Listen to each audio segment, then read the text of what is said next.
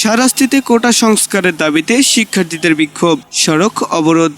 সারা দেশের ন্যায় কোটা সংস্কারের দাবিতে চাঁদপুর কুমিল্লা আঞ্চলিক সড়কের দোয়াভাঙ্গায় সড়ক অবরোধ করে বিক্ষোভ করেছে শিক্ষার্থীরা। 17 জুলাই বুধবার সকাল 10টা থেকে বিভিন্ন কলেজের শিক্ষার্থীরা শাহরাস্তি গেট দোয়াভাঙ্গায় জড়ো হতে থাকে। কিছুক্ষণের মধ্যেই শত শত শিক্ষার্থী অবস্থান নিয়ে চাঁদপুর কুমিল্লা আঞ্চলিক সড়ক অবরোধ করে কোটা সংস্কারের দাবিতে স্লোগান দিতে থাকে।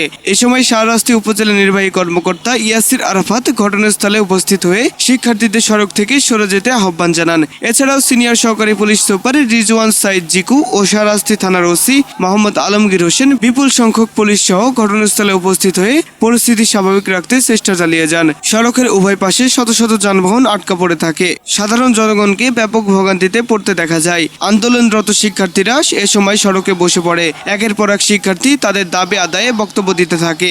দুপুর 1:45টায় তারা কর্মসূচি শেষে অবরোধ তুলে নিলে যান চলাচল স্বাভাবিক হয়ে যায়। শিক্ষার্থীরা আগামীকাল 18 জুলাই দুপুর 2:30টায় আবারও বিক্ষোভের ডাক দেয়।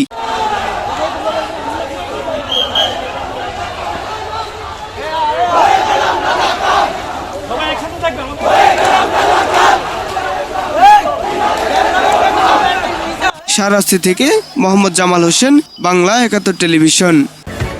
বাংলা 71 টেলিভিশন, সত্য প্রকাশে আপোষহীন।